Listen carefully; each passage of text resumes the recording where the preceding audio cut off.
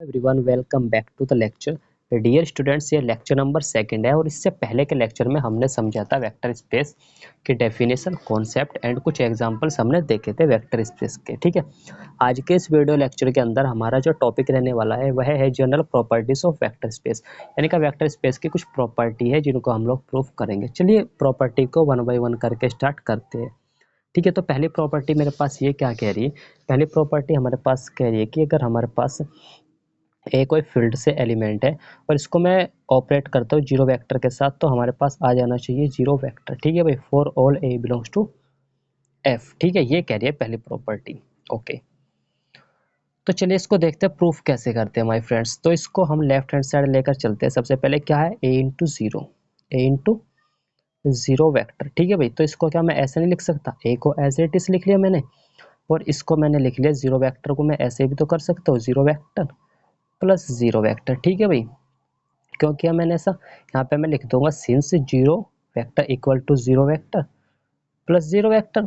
ठीक है, यहाँ तक कोई दिक्कत नहीं, सबके समझ में आया होगा। ओके, अब देखो मैं क्या करता हूँ स्टूडेंट्स, मैं यहाँ पर इस ए इंटू जीरो को तो एज इट इज रखता हूँ, ए इंटू जीरो वैक्टर। ठीक है, ये किसका एलिमेंट्स है? ये वी का एलिमेंट्स है।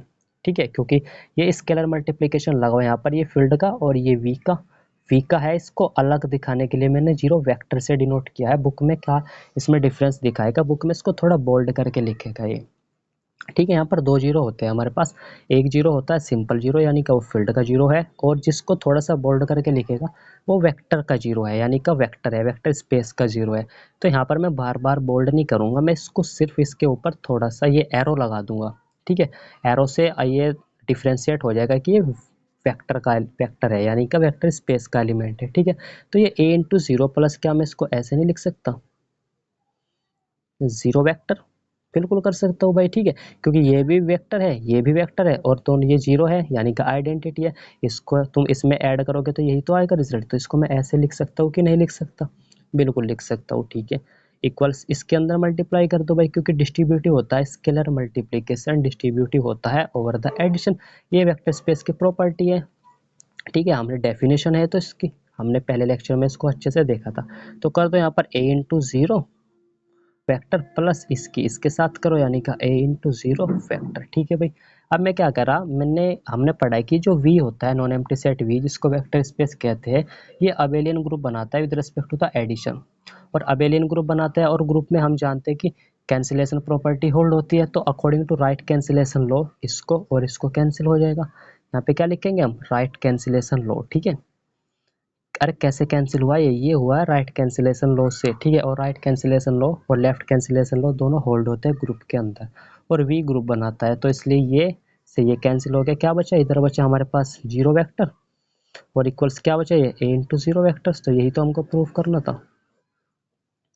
देखो क्या प्रूफ करना था? यही करना था, A into zero equals to zero vector for all A belongs to, A कहाँ से है? ए फील्ड से है, एफ से है। चलिए देखते हैं इसकी प्रॉपर्टी नंबर सेकेंड।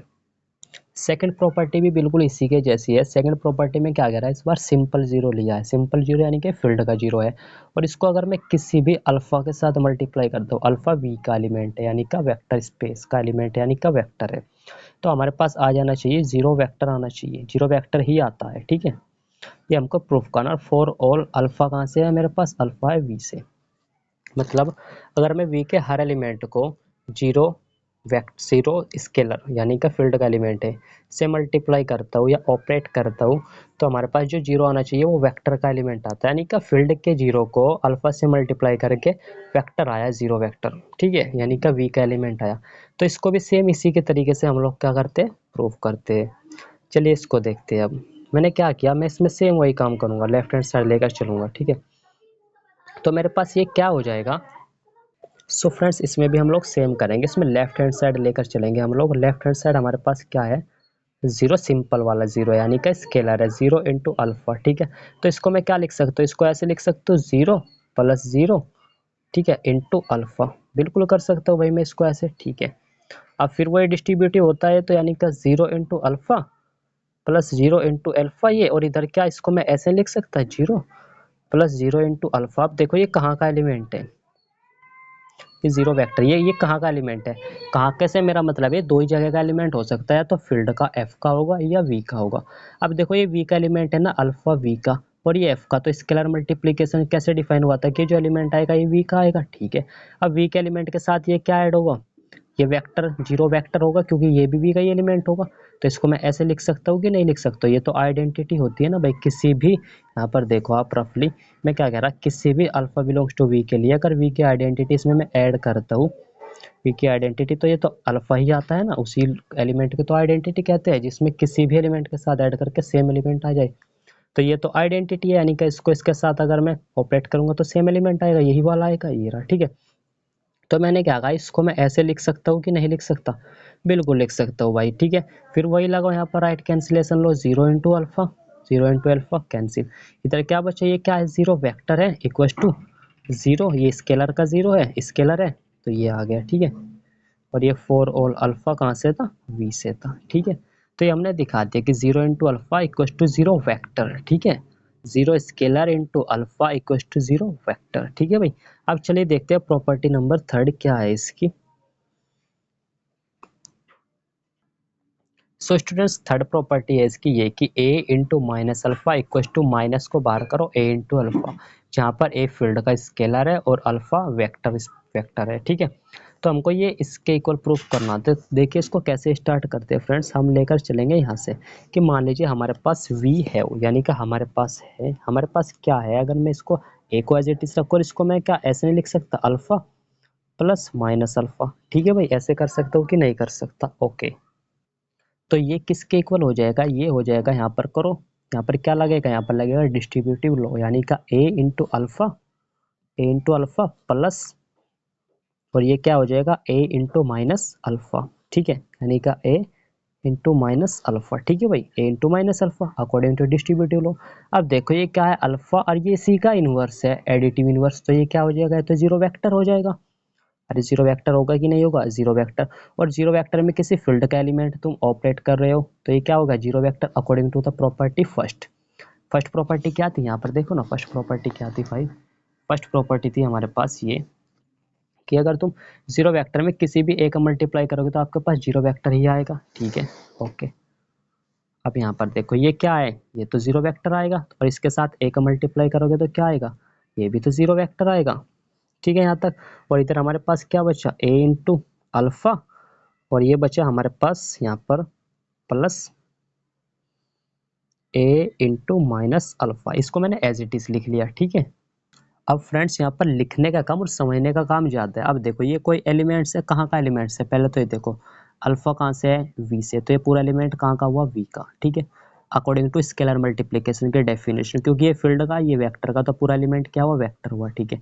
अब ये फील्ड से ये वेक्टर, तो ये भी वी का एलिमेंट हुआ, ये भी वी का एलिमेंट, ये भी वी का एलिमेंट, और वी को दोनों को ऐड करके, दोनों एलिमेंट को ऐड करके आ रही वी की आइडेंटिटी, तो ये दोनों एक दूसरे के क्या हुए, बताओ क्या हुए, ये दोनों हुए एक दूसरे के इनवर्स, ठीक है भाई, एक दूसरे के क्या हुए, इनवर्स। और इनवर्स से हम लोग कैसे दिखाते हैं, वी प्लस में, अगर वी प्लस एक ग्रुप बनाता है, यहाँ पर एक्स कोई एलिमेंट्स है वी का, तो एक्स का इनवर्स को हम लोग किससे दिखाते हैं, एक्स का इनवर्स को हम लोग दिखाते हैं माइनस एक्स से, ठीक है। इतनी बात आपको क्लियर है कि नहीं है, ठीक है भाई। तो ये जो है यानी का ए इंटू माइनस अल्फा, इसका एडिटिव इनवर्स है, किसका एडिटिव इनवर्स है, ए इंटू अल्फा का। अब एक्स का एडिटिव इनवर्स क्या होता है, माइनस एक्स, तो ए इंटू अल्फा का एडिटिव इनवर्स क्या हो जाएगा, माइनस लगा होता है यहाँ पर ए इंटू अल्फा, और ये किसके इक्वल आया, ए इंटू माइनस अल्फा, यानी का इसका एडिटिव इनवर्स ये है। तो देखो ये क्या आ गया हमारे पास, ये क्या था, A into minus of alpha, किसके इक्वल आ गया, माइनस का ए अल्फा, ठीक है भाई, अरे ठीक है ना इतना। तो इसी के साथ हमारी ये भी थर्ड प्रॉपर्टी प्रूफ हो जाती है।